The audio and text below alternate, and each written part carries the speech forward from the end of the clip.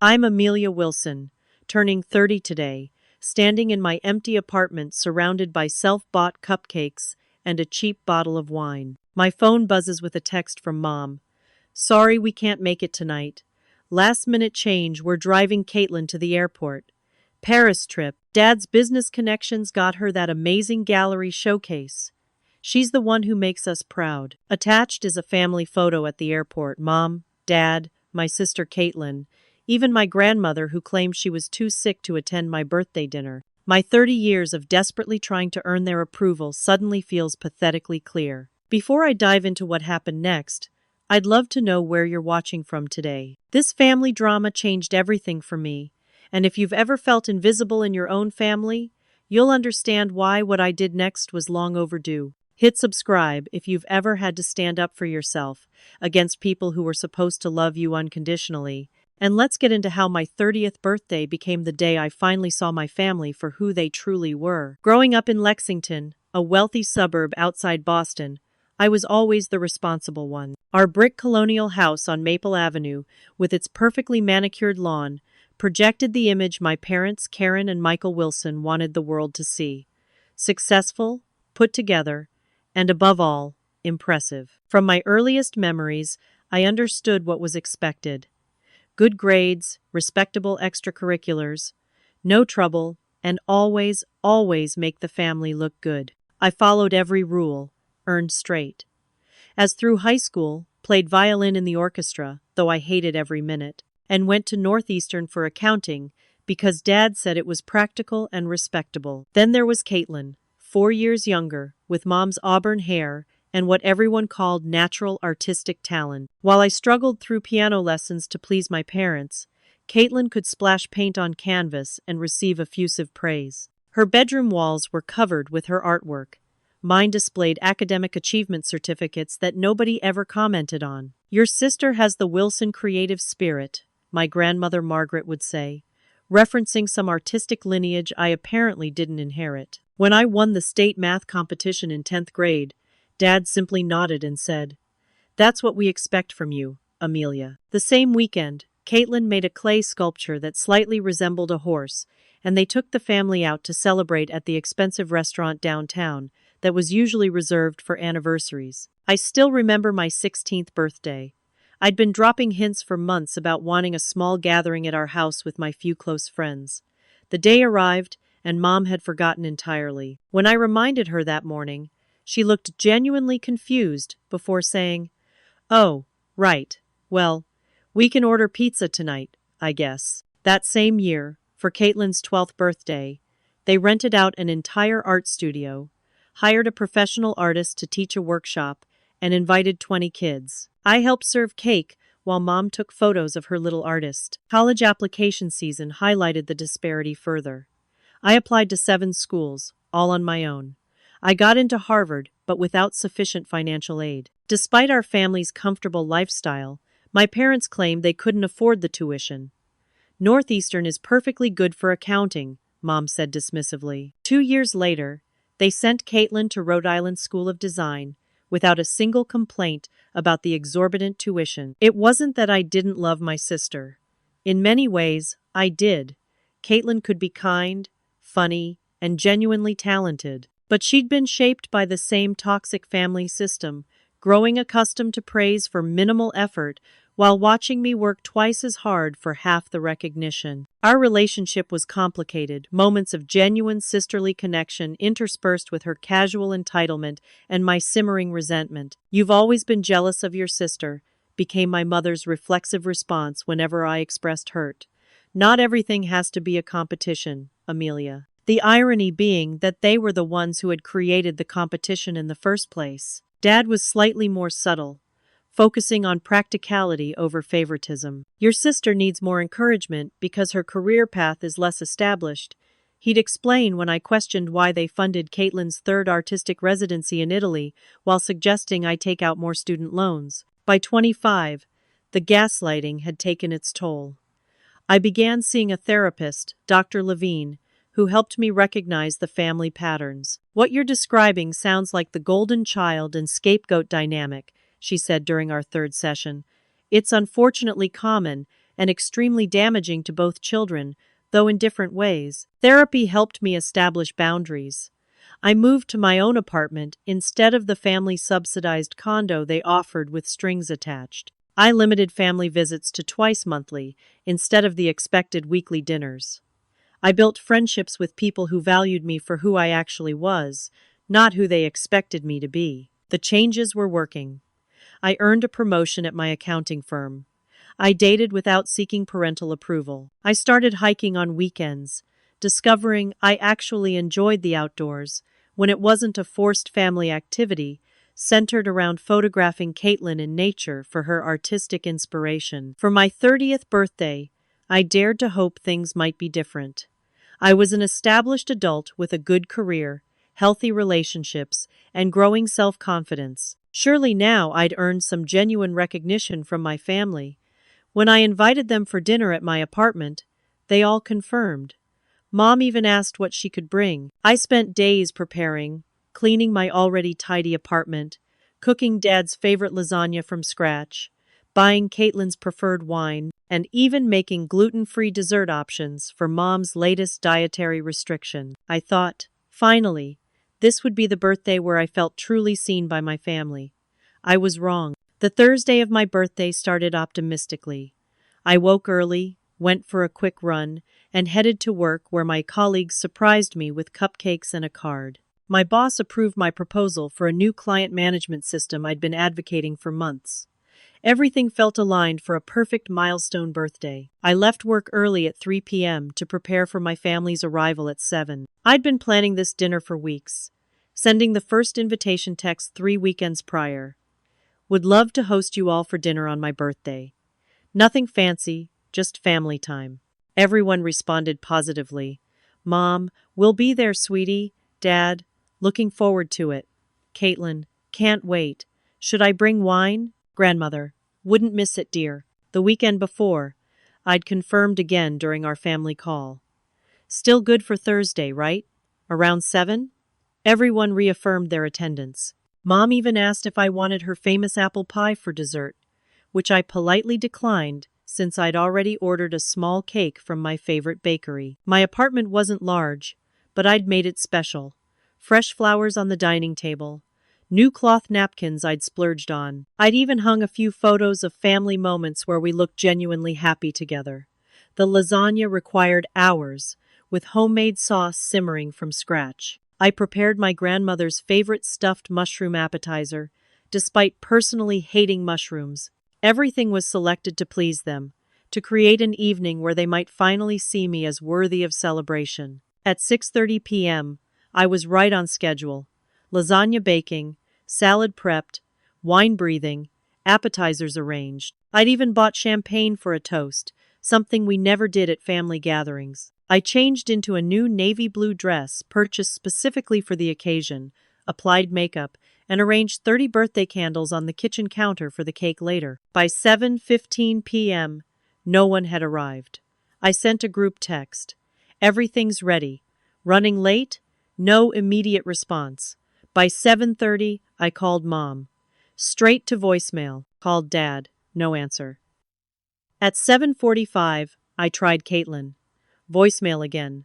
A knot formed in my stomach as I left a forced cheerful message. Hey, just wondering where everyone is. Food's getting cold. At 8 p.m., I sat alone at my set table, the lasagna cooling, the champagne flat. By 8:30, I'd called each family member multiple times with no response. I started imagining horrible scenarios, a car accident, a hospital emergency. I called local hospitals, growing increasingly frantic. At 9:17 p.m., my phone finally buzzed. A text from Mom. Sorry, we can't make it tonight. Last-minute change, we're driving Caitlin to the airport. Paris trip. Dad's business connections got her that amazing gallery showcase. She's the one who makes us proud. Attached was a photo taken at Logan International Airport. Mom, Dad, and my grandmother clustered around Caitlin, who held a boarding pass while beaming at the camera. My grandmother, supposedly too sick to come to my birthday dinner, looked perfectly healthy with her arm around Caitlin's shoulder. I stared at my phone in disbelief, reading and rereading the text. The wording struck me like physical blows. Last-minute change suggested an unexpected development, yet they were clearly packed and ready for travel. "She's the one who makes us proud" couldn't have been more explicit in its message about where I stood. With trembling hands, I opened Instagram. Caitlin had posted a story 3 hours earlier. "Can't believe I'm finally going to Paris. Number art dreams, number family support." The location tag showed they were at an upscale restaurant near the airport. A second post from 2 days prior showed shopping bags from travel stores with the caption, "Getting ready for my big adventure." This was no last-minute opportunity. This was planned. And they had all known when confirming my birthday plans. I sat on my kitchen floor and sobbed, surrounded by the evidence of my pathetic efforts to earn their approval. The beautiful table setting, the carefully prepared food, the new dress no one would see. At 11:45 p.m., my phone rang. Caitlin, her voice slightly slurred from airport lounge cocktails. "Me, Celia. Happy birthday, sis. Sorry about dinner, but can you believe I'm going to Paris? Some gallery owner saw my Instagram and wants to feature my photography series on Urban Decay. Dad knows him from some business thing." I couldn't speak. "Hello? You there? Don't be mad about dinner, okay? We can do it when I get back." Mom said maybe brunch or something. "You knew," I finally managed. "You all knew about this trip when you confirmed coming to my birthday dinner." A pause. "Well, yeah, but it wasn't confirmed until yesterday. And it's Paris, Amelia. It's not like I could say no to Paris. You all lied to me." "Don't be so dramatic. It's just a dinner. You can have dinner anytime. This is a once-in-a-lifetime opportunity for my career." The announcement for boarding called in the background. "Gotta go. I'll bring you back a beret or something." After she hung up, my voicemail notification appeared. Mom had called while I was speaking with Caitlin. "Amelia, sorry we missed your birthday thing. You know how important Caitlin's art is to her future. We can do brunch when we're back, maybe next Sunday." "Don't be selfish about this, sweetheart. Your sister needs family support right now." I threw my phone across the room. 30 years old, and I still wasn't worth showing up for. I didn't sleep that night. How could I? Every time I closed my eyes, I saw that airport photo, my family, united in support of Caitlin, while I sat alone among birthday preparations they knew they'd never see. At 6 a.m., I emailed my office that I'd be taking a personal day, then sent an emergency text to Dr. Levine. "Family no, showed my birthday for Caitlin's Paris trip. Can I get an appointment today?" "Bless her," she replied immediately, with an opening at 11 a.m. By 9 a.m., still in yesterday's dress, I'd pulled out family photo albums spanning 3 decades. I studied them with new eyes, noticing patterns I'd previously rationalized away. Photos of Caitlin's birthdays showed elaborate parties, while mine were sparsely documented. In group photos, I was often physically separated from the others, or partially cut off at the edge. The evidence of my second-tier status was painfully obvious once I allowed myself to see it. I found my childhood diaries, reading entries that broke my heart. "Mom forgot to come to my science fair today. I got first place. Age 12. Dad missed my honor roll ceremony because Caitlin had a stomachache and he stayed home with her. Age 14. Grandma gave Caitlin $200 for her birthday. She gave me a card with $25. Age 16. At 10 a.m., I finally called my parents. Dad answered, sounding distracted. "Amelia, can I call you back? We're at the gate with Caitlin." "No, you cannot call me back. I want to talk now about what happened yesterday." His voice lowered. "Don't make a scene, Amelia. This opportunity for your sister is huge. Monumental for her career. You all confirmed you were coming to my birthday dinner. You didn't even have the decency to cancel in advance." Mom's voice suddenly joined, evidently on speakerphone. "Amelia, you're being selfish right now. Your sister needs our support for this gallery showcase. I needed your support yesterday. It was my 30th birthday." "You have birthdays every year," Mom said dismissively. "This is a once-in-a-lifetime opportunity for Caitlin's art career. You could have told me the truth. You could have canceled in advance instead of leaving me sitting alone waiting for hours." Dad sighed loudly. It was a complicated situation. Lawrence Beaumont personally called to arrange Caitlin's showcase. Do you know who he is? One of the most influential gallery owners in Europe. I don't care if it was the president. You lied to me. You've been lying to me my whole life about where I stand in this family. Now you're being dramatic, Mom interjected.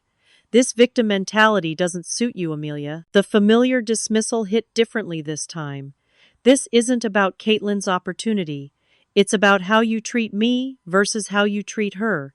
It always has been. We're boarding now, Dad said abruptly. We'll discuss this when we return. No, we won't, I said with sudden clarity, because I won't be available. I hung up before they could respond. In Dr. Levine's office at 11 a.m., I recounted the previous day's events, showing her the texts and photos. Amelia, what you're describing goes beyond simple favoritism, she said carefully. The consistent pattern of devaluing your needs, dismissing your feelings, and prioritizing your sister at your expense is a form of emotional abuse. Abuse seems like a strong word, I said automatically, still programmed to defend them. Let's examine the evidence. They confirmed attendance multiple times, knowing they had other plans. They ignored your calls for hours while you worried. When they finally contacted you, they showed no remorse and instead blamed you for having feelings about it. And your mother's text explicitly stated that Caitlin makes them proud, with the implication that you don't. If a romantic partner treated you this way, what would you call it? I sat silently, letting her words sink in. What's more concerning, Dr. Levine continued, is that this isn't an isolated incident but part of a lifelong pattern. Your family has consistently sent the message that your sister's needs and accomplishments matter more than yours. But what if they're right? I whispered, voicing my deepest fear. What if Caitlin really is more special, more talented, more worthy of their love? Dr. Levine leaned forward. Amelia, no child is more worthy of parental love and support than another. Full stop. Your parents' behavior reflects their issues, not your value. That afternoon, I called my college friend Rachel, who'd witnessed some of my family dynamics firsthand. I always thought your parents were weirdly obsessed with your sister, she confirmed. Remember when they drove 6 hours to see her student art show, but couldn't make it across town for your accounting honors ceremony? My high school friend Tyler texted, Your parents played favorites so hard it was uncomfortable for everyone. We all saw it, but you always made excuses for them. By evening, I'd made a decision.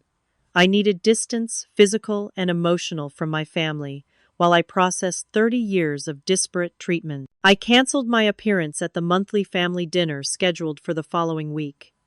I blocked their numbers temporarily, needing space from their inevitable attempts to minimize and gaslight. The guilt was immediate and overwhelming. What kind of daughter cuts off contact with her family? What kind of sister isn't happy for her siblings' success? The programming ran deep, but for the first time, I recognized these thoughts as the product of years of conditioning, not reality. I wasn't a bad daughter for having boundaries. I wasn't a jealous sister for expecting basic respect. And most importantly, I wasn't less valuable as a human being just because my family treated me that way. I went to bed that night with a strange mixture of grief and liberation.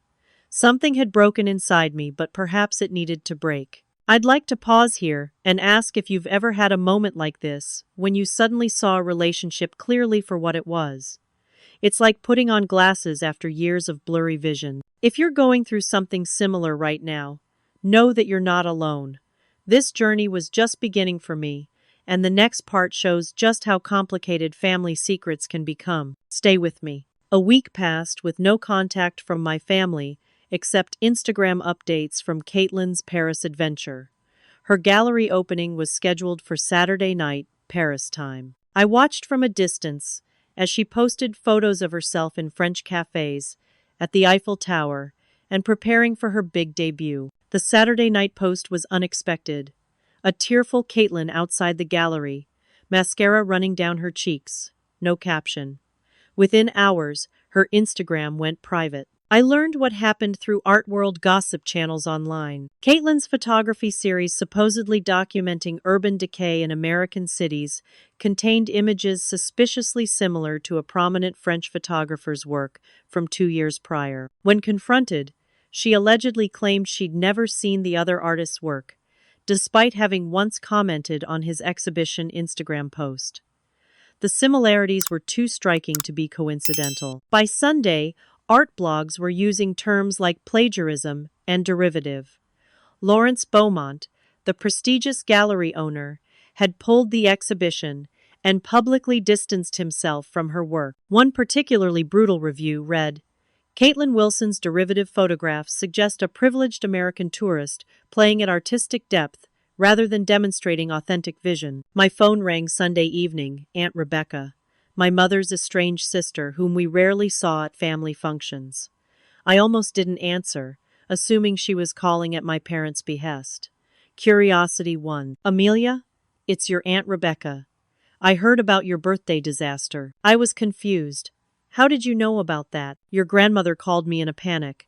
Apparently, your parents and Caitlin are having some crisis in Paris, and she's stuck there with them. I explained the gallery situation briefly. That doesn't surprise me at all, Rebecca sighed. History repeating itself. What do you mean? Has anyone ever told you about your mother's college art show fiasco? I sat down, stunned. Mom was an artist? Rebecca laughed without humor. Karen fancied herself the family's creative genius. When she was in college, our parents, your grandparents, spent a small fortune promoting her senior exhibition. It was a disaster.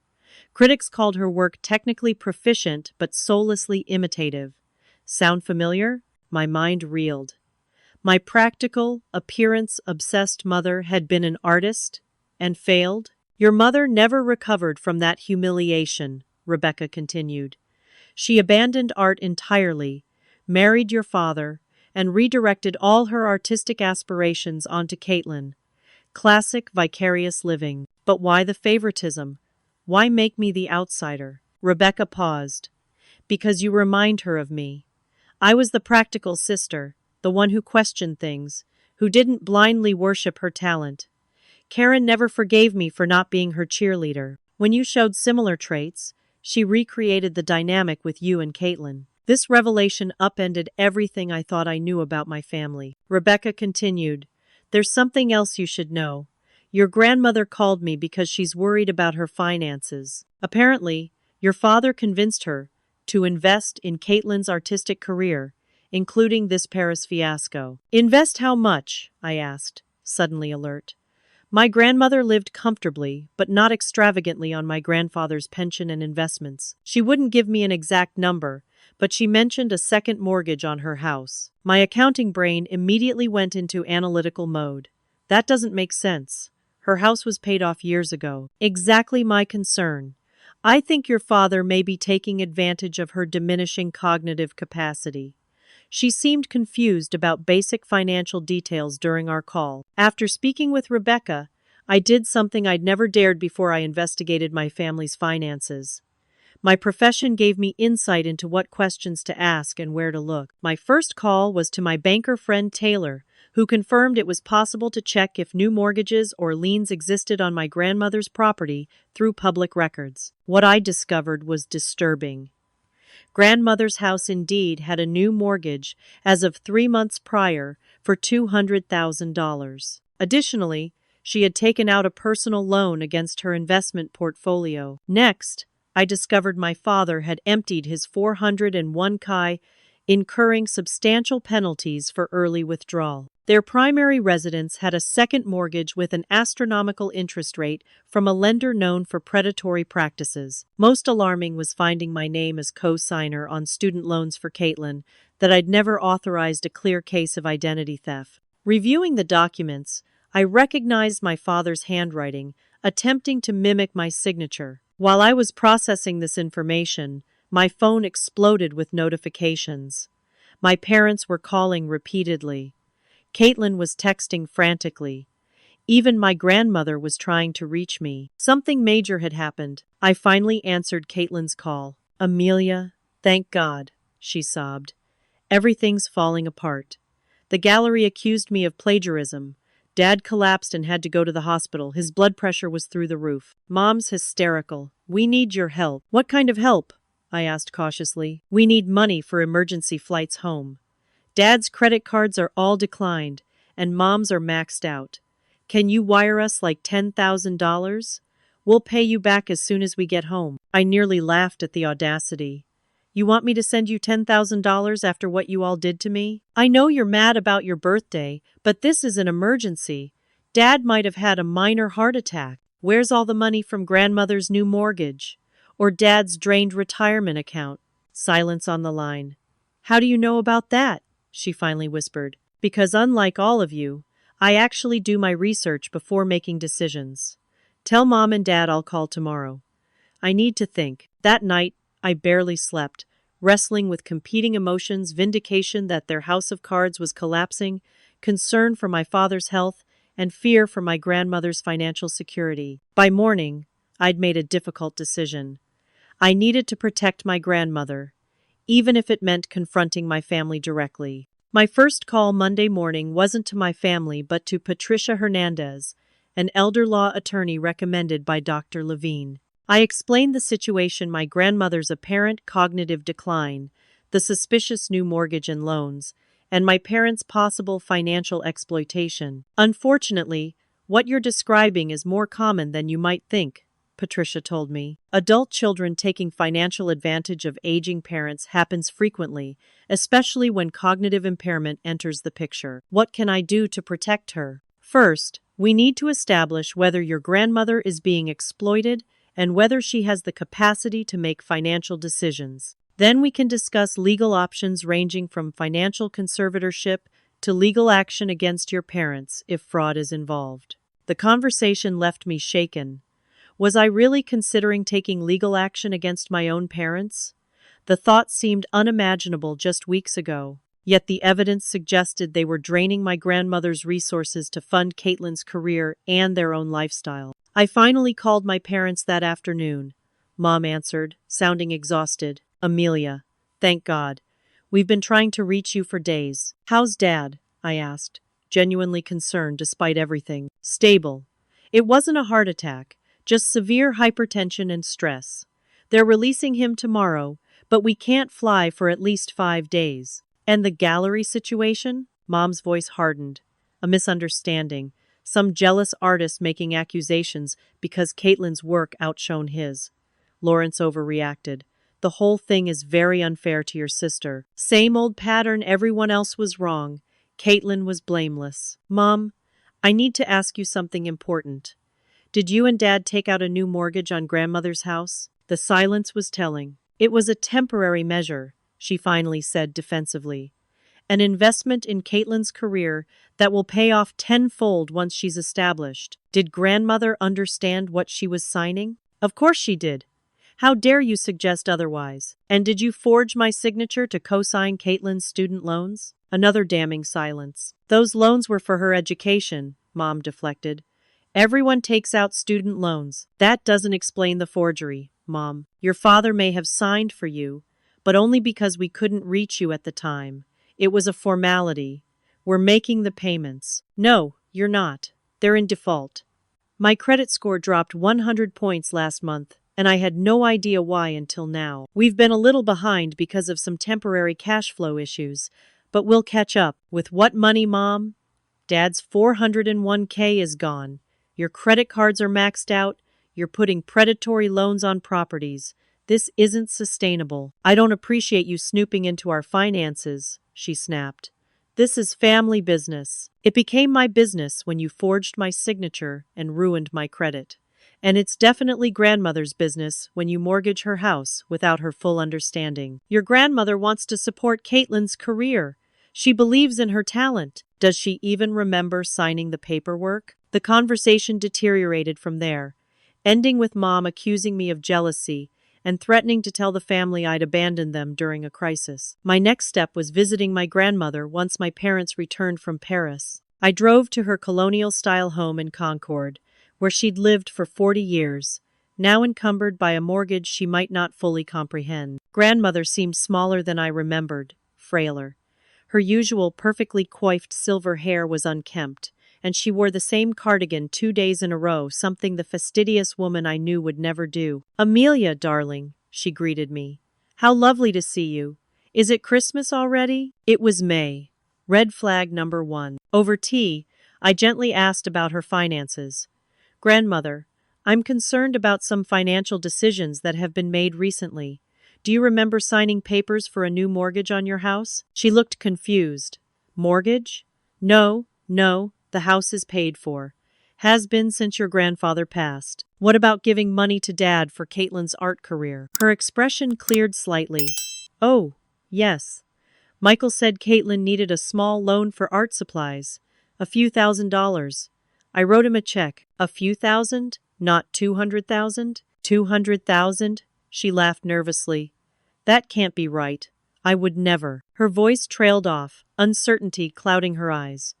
"Did I sign something?" Michael brought papers one day. He said it was routine. Something about updating my will. My heart sank. This was elder exploitation.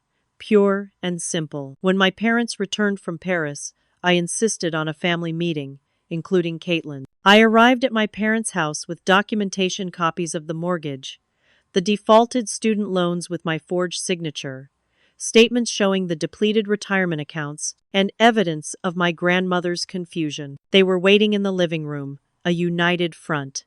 Dad looked pale but defiant. Mom tense. Caitlin sullen.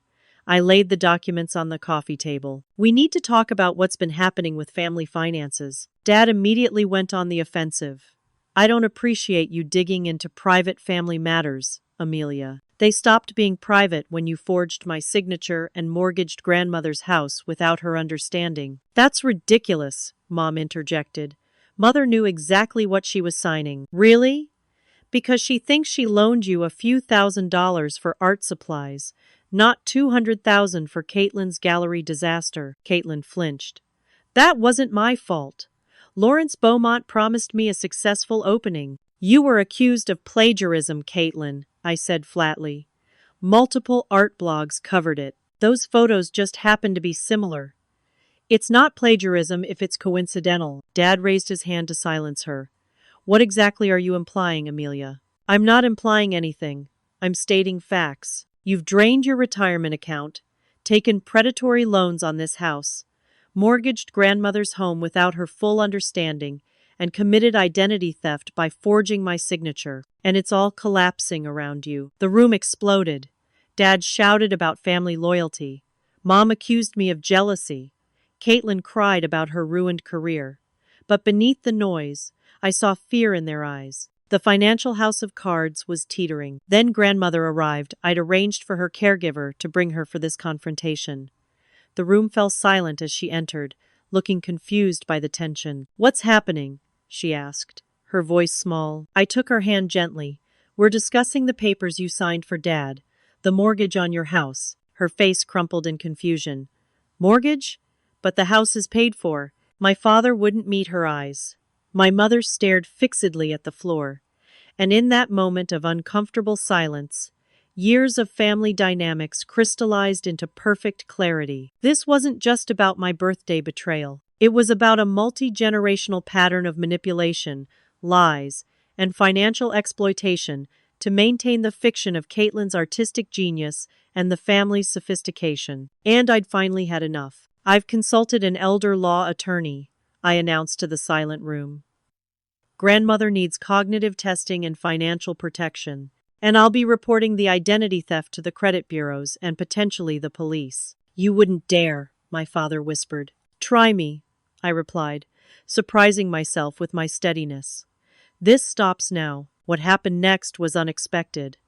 Caitlin burst into tears, not her usual manipulative sobs, but deep, body-shaking cries. "I never asked for this," she wailed. "I never wanted to be the special one, the artistic genius. Do you know how terrifying it is to know everyone's financial future depends on your success? To have Mom critique everything you create? To know Dad's emptied his retirement for your gallery opening?" She turned to our parents. "I told you the photos weren't ready.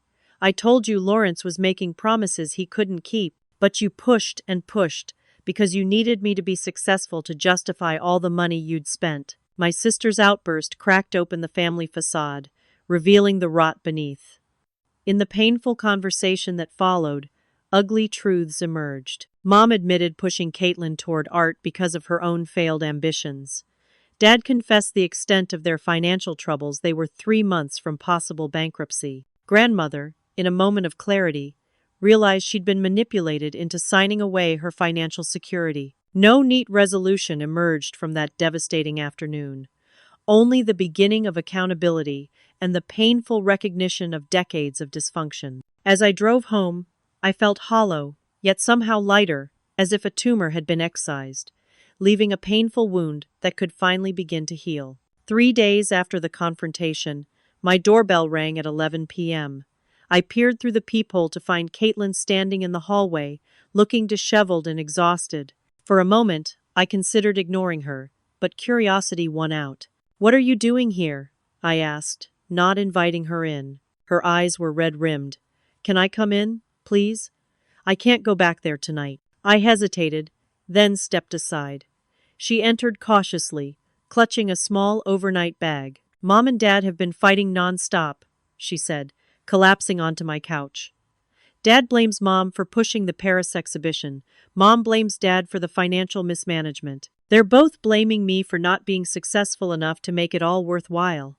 She looked up, her expression raw. "And they're terrified of what you're going to do next." I poured us both glasses of water, buying time while I processed her unexpected appearance. "I never saw it before," Caitlin continued, staring into her glass. "How they pitted us against each other. How they used me to hurt you. You benefited from it," I pointed out. "Did I?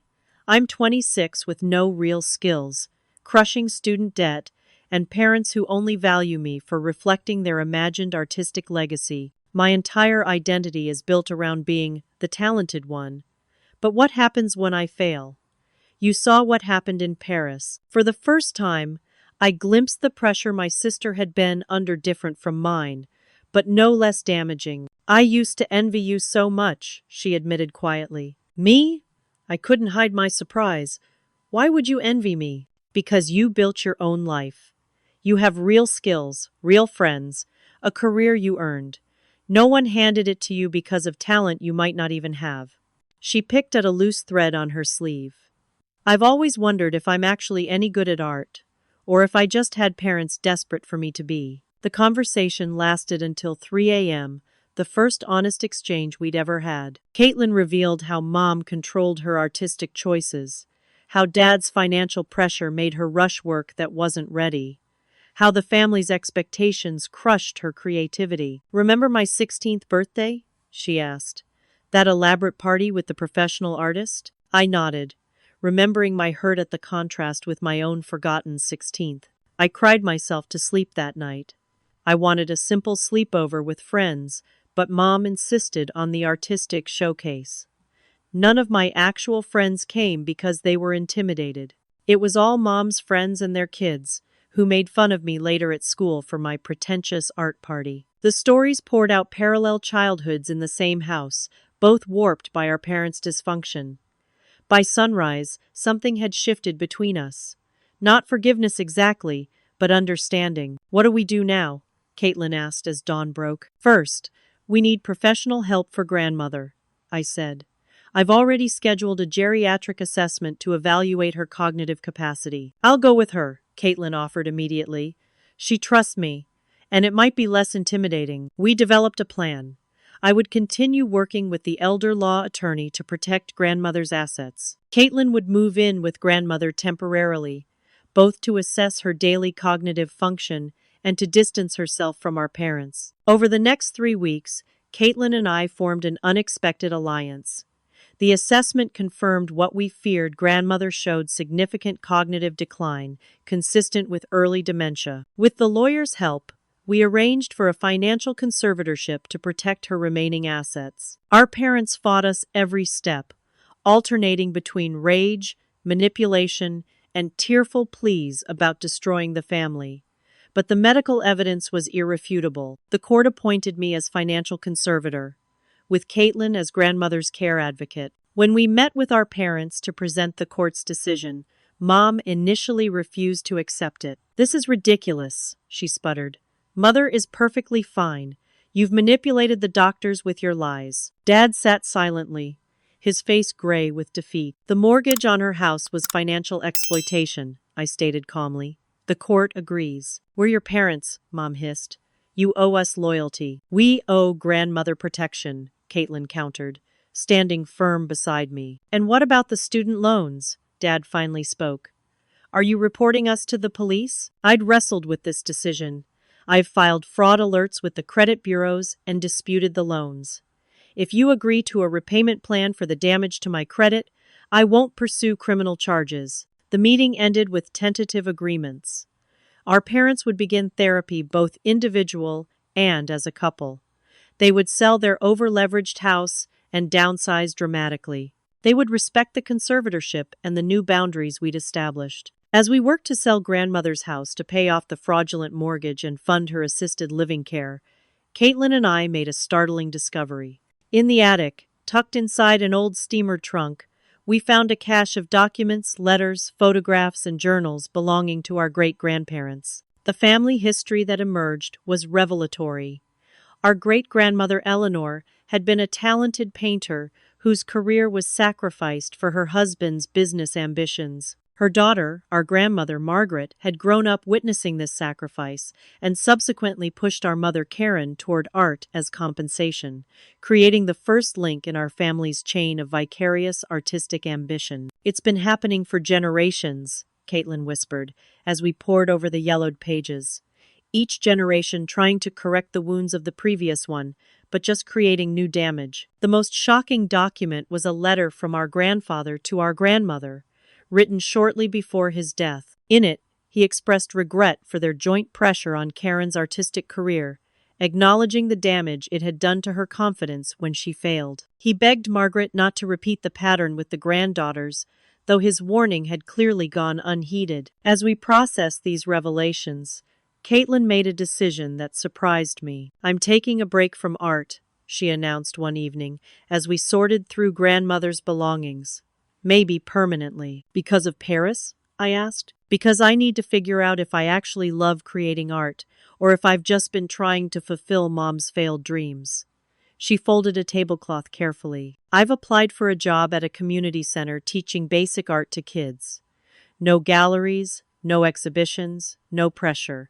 Just helping children enjoy creativity." I smiled at her, feeling genuine pride in her self-awareness. "That sounds perfect. What about you?" she asked. "What do you want, now that you're not trying to earn their approval?" The question struck me. What did I want when I wasn't defining myself in opposition to their favoritism? "I'm not sure yet," I admitted, "but I'm excited to find out." Our sister relationship, free from our parents' triangulation, began to heal. Not perfect, not without occasional tensions, but authentic in a way it had never been before. We became allies in navigating the family reconstruction, supporting grandmother's care, and maintaining appropriate boundaries with our parents. One night, as we shared takeout in my apartment, Caitlin raised her water glass in a mock toast. "To the worst 30th birthday ever," she said with a rueful smile.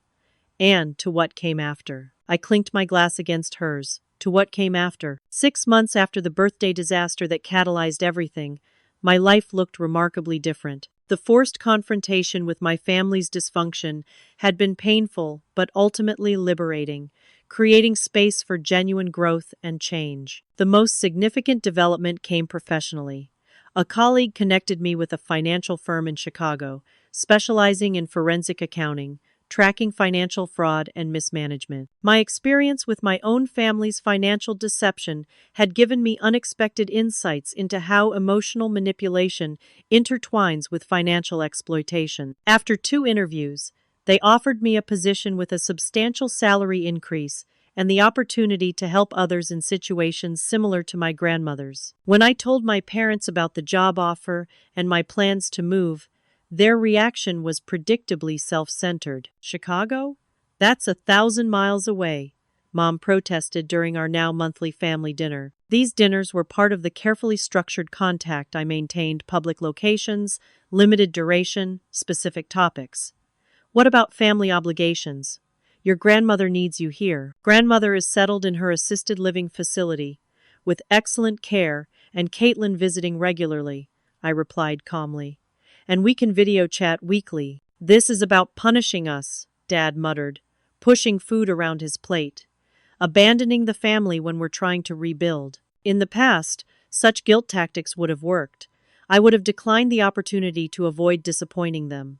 Now I recognize the manipulation for what it was. This is about pursuing a career opportunity that excites me, I said firmly. My decision to move isn't about you. Mom dabbed at her eyes with a napkin. After everything we've done for you, Caitlin, who joined us for these structured interactions, intervened. Mom, stop. Amelia deserves this opportunity. We should be congratulating her. My sister's support still surprised and touched me. Our relationship had evolved into something I'd never imagined possible, a genuine friendship based on mutual respect and understanding rather than competition. My parents were adapting to our new boundaries with varying degrees of success. Dad had embraced therapy more willingly than Mom, acknowledging his financial mismanagement and working to make amends. He'd taken a job with a former business associate, swallowing his pride to accept a position several levels below his previous status. He was making regular payments toward my credit damage, as promised. Mom struggled more with the new reality. Her identity had been so wrapped up in being the family matriarch, orchestrating everyone's lives around Caitlin's artistic destiny, that she floundered without this purpose. She attended therapy sporadically, often canceling when the work became too confronting. She still occasionally attempted to manipulate Caitlin back into pursuing high-profile art opportunities, though these efforts increasingly fell flat against my sister's newfound autonomy. Setting and maintaining boundaries with them required constant vigilance. Mom still called at inappropriate hours, expecting immediate responses. Dad sometimes slipped into financial discussions that verged on asking for money. I learned to recognize these patterns and respond consistently, not with anger, but with calm reinforcement of the boundaries we'd established. I can't talk right now, Mom. I'll call you during our regular Sunday time. I'm not comfortable discussing your finances, Dad. Your financial counselor is better equipped to advise you. My personal life flourished once freed from the constant need for parental approval. I began dating Jeremy, a software developer I met through a hiking group. Unlike previous relationships where I'd unconsciously sought partners who would impress my status-conscious parents, this connection was based purely on compatibility, shared values, and genuine attraction. Jeremy's healthy family dynamics initially intimidated me. His parents were supportive without being intrusive, proud without being demanding. The first time I joined them for dinner and witnessed their easy affection and mutual respect, I nearly cried, finally understanding what I'd missed. Your family's weird, I joked to him afterward, but the lump in my throat betrayed my emotion. He squeezed my hand. Every family's a little weird. Yours just took it to Olympic levels. Caitlin thrived in her new role at the community center, working with children from diverse backgrounds. These kids create art because it brings them joy, she told me during one of our weekly calls. No one's pushing them to be the next great artist or fulfill some family legacy. It's so refreshing. She'd moved into her own apartment, started therapy, and begun dating someone outside the insular art world our mother had pushed her into. Her natural artistic talent emerged more authentically when freed from parental pressure and expectation. Grandmother's condition stabilized at the assisted living facility. Though her cognitive decline continued, she had lucid periods where she seemed to understand the family reconfiguration. During one visit, she grasped my hand with surprising strength. "You girls fixed what we broke," she said, with unexpected clarity. "I'm sorry we put so much on you both." The words were a balm to wounds I hadn't realized were still raw. As Thanksgiving approached, the first major holiday since establishing our new family boundaries, my parents predictably escalated their attempts to restore the old dynamics. "We expect you both home for the entire weekend," Mom announced during a family call. "I'm planning the traditional dinner. Your grandmother will join us from the facility. I exchanged glances with Caitlin through the video chat. We'd already discussed our plans to visit grandmother at her facility on Thanksgiving morning, followed by a Friendsgiving celebration with our respective social circles. We'll visit on Thanksgiving Day, I clarified. But we have other plans for the evening. Mom's face hardened. Family comes first on holidays. That's non-negotiable. Actually, it is negotiable, Caitlin replied gently. We're adults with our own traditions now. The ensuing argument was predictable, but less devastating than it would have been months earlier. We held our boundaries calmly, without defensiveness or guilt. When Mom resorted to tears and Dad to stern disapproval, we simply acknowledged their disappointment without taking responsibility for it. I understand you're upset, became our shared refrain. But our plans are set. As the moving date to Chicago approached, I faced the bittersweet task of packing up my apartment. Jeremy helped, carefully wrapping framed photos of my new life hiking trips with friends. A candid shot of Caitlin and me laughing at a cafe. A picture with my team at work. Noticeably absent were family photos from my childhood. Those remained boxed in storage, not because I was erasing my past, but because I was selectively curating my present. You're not taking the Wilson family portrait? Jeremy asked, holding up the formal photograph my parents had insisted on updating annually until I moved out. I studied the image, all of us in color-coordinated outfits, fixed smiles, perfect posture. A masterpiece of appearance over authenticity. No, I decided. That's not who we are anymore. The night before my move, I received an unexpected visitor. My father stood at my door, alone, looking older and smaller than I remembered. "May I come in?" he asked, his usual authority absent. I hesitated, then nodded. He walked around my half-packed apartment, hands in pockets. "I wanted to see you before you left, without your mother. Without the usual drama. I appreciate that." He seemed to struggle for words. "I've been doing a lot of thinking in therapy, about the kind of father I've been, the kind of father I should have been." I remained silent, giving him space to continue. "I failed you, Amelia.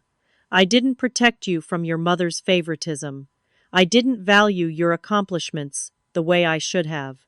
He met my eyes directly. "I'm not asking for forgiveness. I just want you to know that I see it now, what we did to you, and I'm sorry." The simple acknowledgement, delivered without excuses or qualifications, was more healing than I could have imagined. Not enough to erase 30 years of damage, but a start. "Thank you for saying that," I replied, my voice thick. He nodded, then reached into his jacket. "I brought you something. I've had it for years but never gave it to you." He handed me a small package wrapped in tissue paper. Inside was a worn leather journal with my name embossed on the cover. I opened it to find my childhood handwriting, diary entries from ages 8 through 12. "You kept this?" I asked, confused. I'd assumed it lost during a move years ago. "I found it when we were packing for a move." I read it. He looked ashamed. "I shouldn't have, but I did. And what I read, it broke my heart. The way you saw yourself in our family. The way you felt invisible." I traced my fingertip over an entry from my 10th birthday, where I'd written about no one remembering until dinner time. "I kept it, meaning to talk to you about it, to fix things. But I didn't know how." He sighed heavily. "I put it away, thinking someday I'd figure it out. 20 years later. And you had to force the conversation instead." The journal was a tangible link to my childhood self, the girl who'd tried so hard to be seen and valued. I hugged it to my chest. "I'm not asking to be part of your new life in Chicago," Dad said quietly. "I know I haven't earned that. But I'd like the chance to build something better, if you're willing. At your pace, on your terms." As he left, I felt a weight lifting, not the full burden of family dysfunction, but a portion of it. The acknowledgement of harm done was a step toward healing I hadn't dared hope for.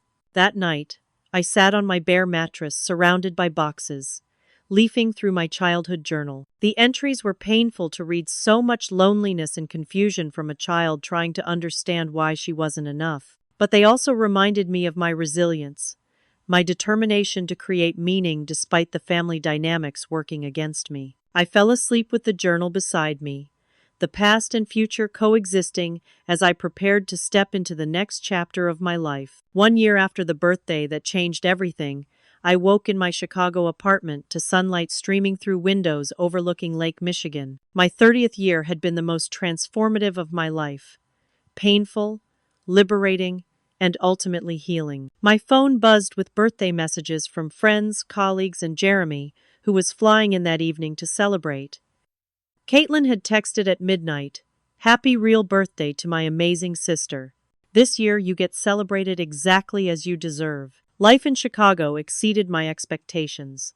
The forensic accounting position challenged me intellectually while providing unexpected emotional fulfillment. I'd recently testified in a case protecting elderly victims from a sophisticated financial scam, using my professional skills and personal experience to help vulnerable people. Jeremy and I had grown closer, navigating the challenges of partial long distance with weekend visits and daily video calls. His steady support and his family's healthy dynamics continued to show me what relationships could and should be. My weekly therapy sessions with Dr. Levine continued virtually, focusing less on family trauma and more on building the future I wanted. "You've done the hard work of recognizing and setting boundaries around the unhealthy patterns," she'd observed recently. "Now you get to decide what patterns you want to create instead." My relationship with Caitlin had deepened into something neither of us could have imagined a year earlier. Free from our parents' triangulation, we discovered genuine connection. She called weekly with updates about her community center kids, her growing confidence in teaching, and her tentative steps back toward creating her own art, this time authentically, without pressure or external validation. "I started painting again," she'd told me the previous week. "Just small watercolors. Nothing fancy. But I'm doing it because I want to, not because anyone's watching or judging." My parents continued their uneven progress. Dad maintained regular contact through scheduled calls, respecting my boundaries and continuing his personal work in therapy.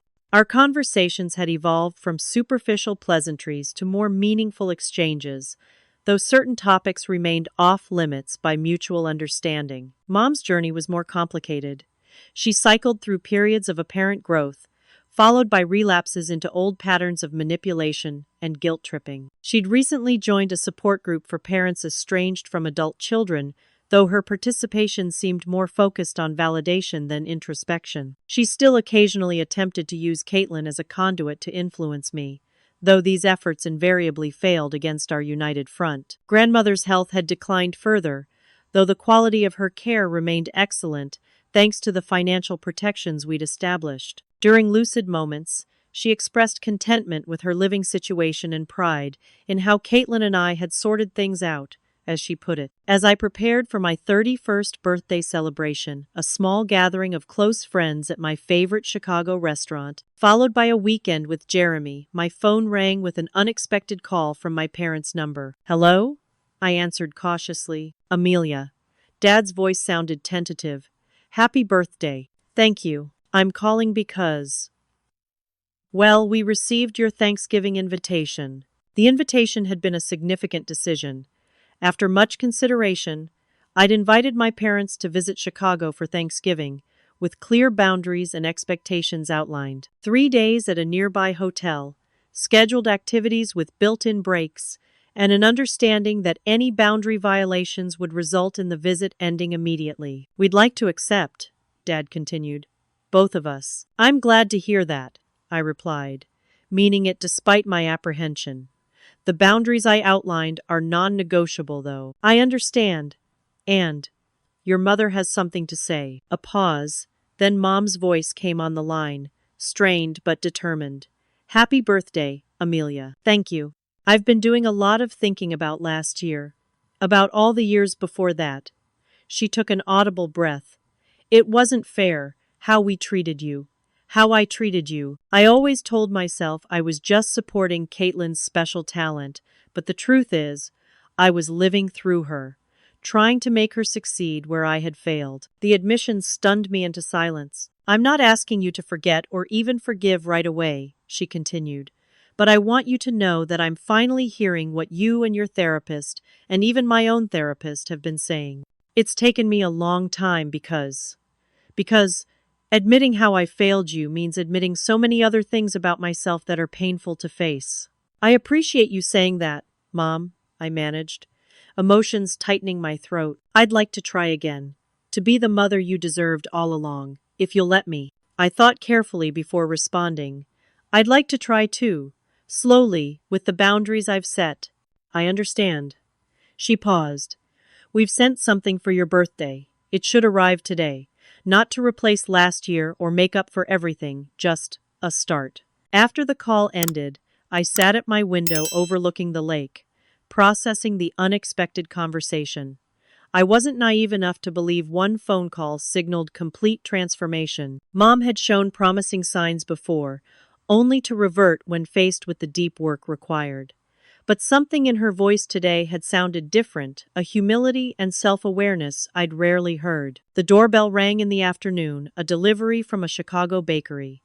Inside was a small cake decorated simply with "Happy Birthday, Amelia," and a card signed by both parents. No grandiose gestures, no over-the-top attempts to buy forgiveness with extravagance. Just a cake and a note, celebrating you today, with love and respect for the amazing woman you are. That evening, surrounded by friends who valued me for exactly who I was, I felt a sense of completion I'd never experienced before. Jeremy raised a toast. To Amelia, who taught me more about courage and authenticity than anyone I've ever known. Later, after everyone had gone and Jeremy was asleep beside me, I opened my laptop to find an email from Caitlin with an attachment. It was a simple watercolor painting. She'd created a woman standing at a crossroads, looking forward with determination rather than back with regret. The caption read, "My sister, who showed me the way." I thought about the journey of the past year, from the devastating birthday abandonment to this moment of hard-earned peace. The family I was born into would never be the hallmark perfect unit I'd once desperately wanted. My mother might never fully overcome her patterns. My father's amends couldn't erase decades of favoritism. The damage done was real and lasting. But something new had emerged from the wreckage: authentic relationships built on truth rather than appearance, boundaries rather than obligation, choice rather than coercion. I had created a chosen family of friends who celebrated me genuinely. I had reclaimed a sister relationship based on mutual respect. I had established appropriate distance from unhealthy dynamics while leaving space for potential growth. Most importantly, I had discovered myself outside the narrow identity of the less favored daughter. I was Amelia Wilson, forensic accountant, loyal friend, loving partner, protective sister, and a woman who had learned to value herself even when her family couldn't. As I closed my laptop and settled next to Jeremy, I felt gratitude for the painful birthday that had catalyzed this transformation. Sometimes gifts come in unexpected packages. Sometimes the thing you need most is the courage to see clearly what was there all along. And sometimes, the hardest goodbyes lead to the most necessary new beginnings. I'd like to end by asking you, has a painful family moment ever become the catalyst for positive change in your life? Looking back, can you see how what seemed like rejection or betrayal actually set you free? Your experiences matter, and sharing them might help someone else going through similar family drama right now. Let me know in the comments, and while you're there, please like this video and subscribe to the channel for more real family stories. Thank you for listening to my journey. And remember, sometimes the family we choose matters more than the family we're born into. Until next time, take care of yourself, and don't be afraid to set the boundaries you deserve.